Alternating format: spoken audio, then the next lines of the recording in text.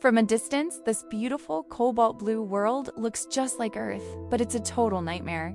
Meet HD 11-8 Mars 3 Scorch Winter Tree B, a scorching hot gas giant located 64 light-years away. Its atmosphere burns at over 1,800 degrees Fahrenheit, 10 degrees Celsius, melting silicate minerals directly into liquid glass. But it gets worse. Winds howl across the planet at 5,400 miles per hour, 8,700 kilometers per hour, 7 times the speed of sound. This creates violent storms where it literally rains molten glass sideways. The blue color isn't water, it's light scattering off airborne glass.